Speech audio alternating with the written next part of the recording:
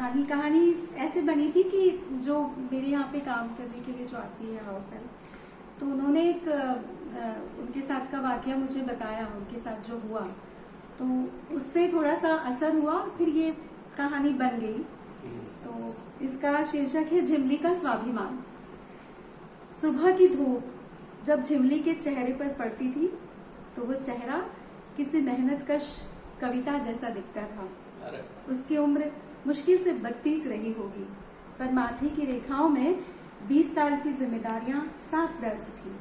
उसका रंग गेरुआ पर धूप और धूल से हल्का सा सख्त हो गया था।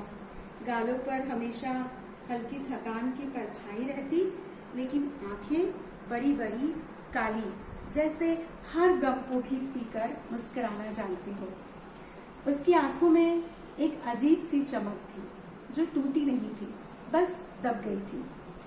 दिन भर की मेहनत के नीचे बाल घने थे, पर हमेशा ढेर सारा तेल लगे चोटी में बंधे रहते थे। कई बार काम की जल्दी में कुछ लटे चेहरे पर आ जाती थी, जिन्हें वो हाथ की उल्टी पोर से पीछे कर लेती, ठीक वैसे ही जैसे वह अपनी तकलीफों को भी हमेशा पीछे धकेल दिया करती थी।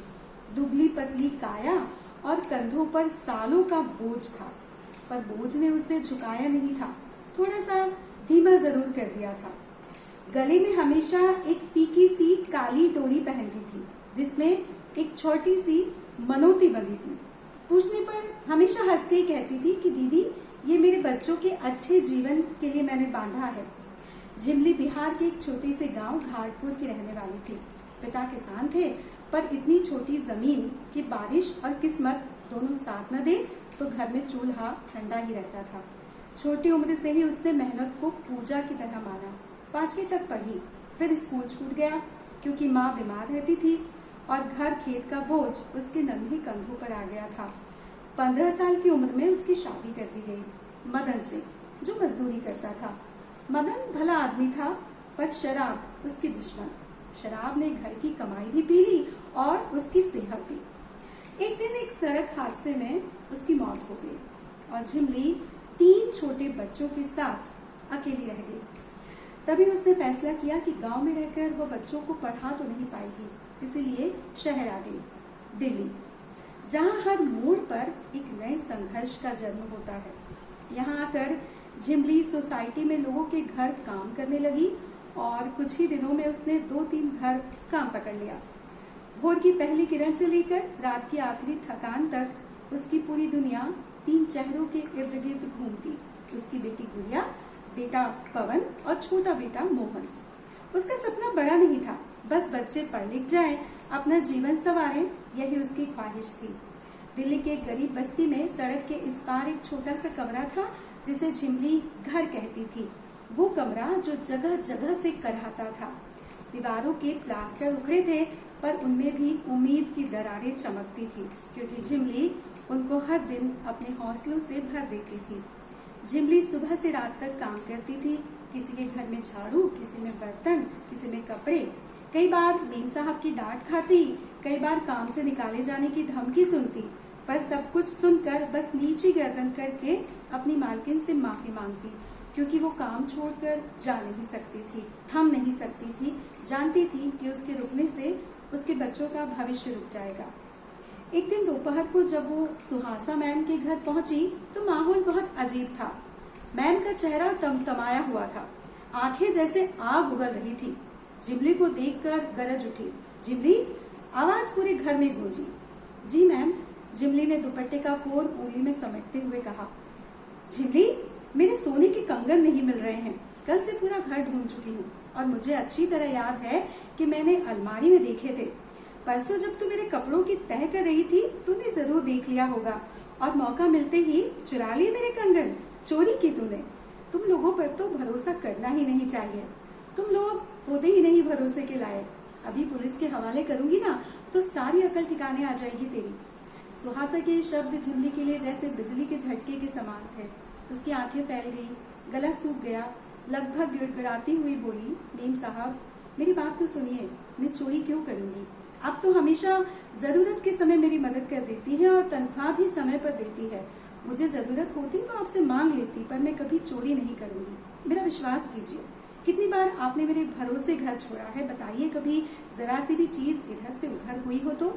आप खुद ही कहती थी ना कि मेम साहब, जिमली तुम हमेशा घर का हिस्सा हो, आप इतना बड़ा इल्जाम मुझ पर कैसे लगा सकती हैं? पहले तो कभी आपने ऐसा कोई शक नहीं किया। सुहासा गर्जी, बस बस बहस मत करो, मुझे किटी पार्टी के लिए देर हो रही है और ये कंगन चोरी ने मेरा सारा मूड खराब कर दिया। शुक्र मना पुलिस को नहीं बुला रही, क्योंकि मैं नहीं चाहती कि तुम्हारे जैसे लोगों की वजह से मेरे घर पुलिस आए और हमारी रेपुटेशन खराब हो।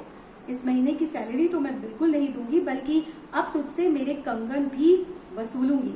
जो बाकी के 2 घर है ना, वहां से भी तेरी पगार सीधे मैं ही लूंगी।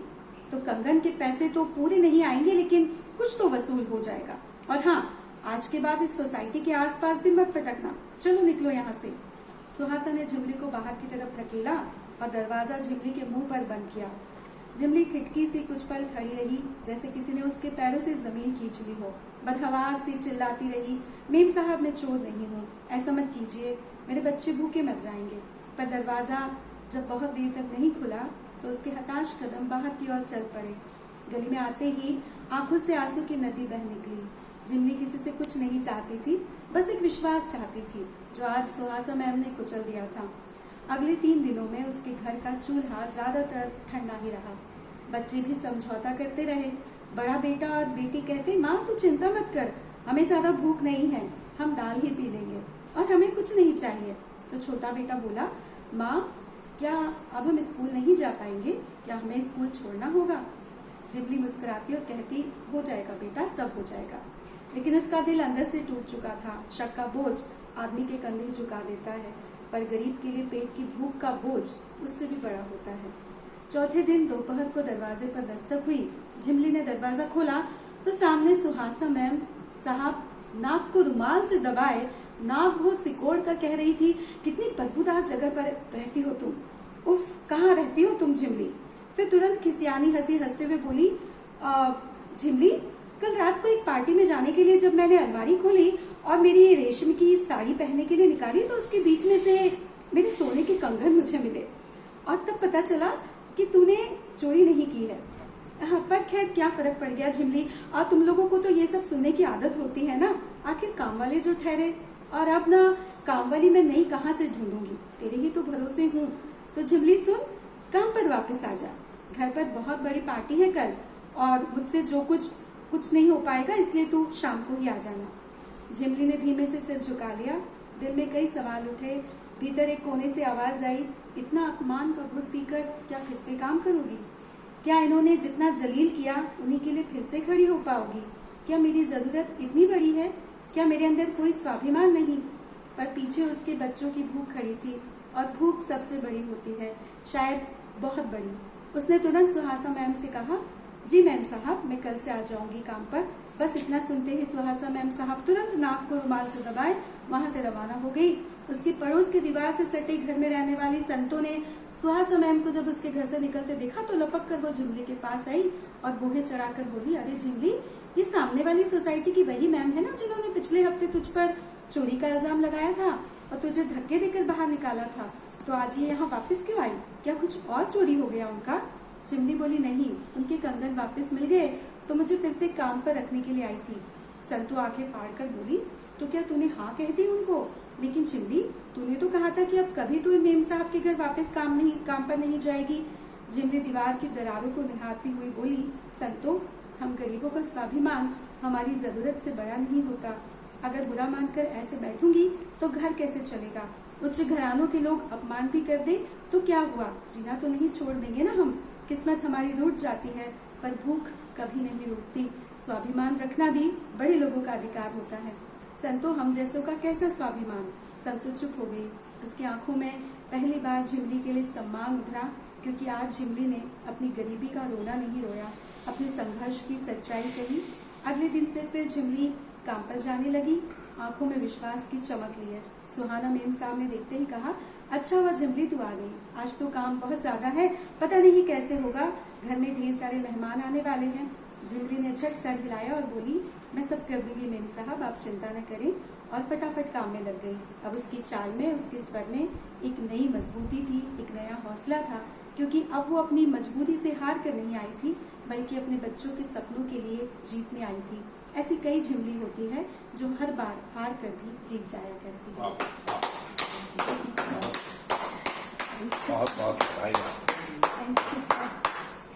तो जस्ट ऐसे ही मतलब लिख दिया था, ऐसी बात आपने कहानी लिखी है।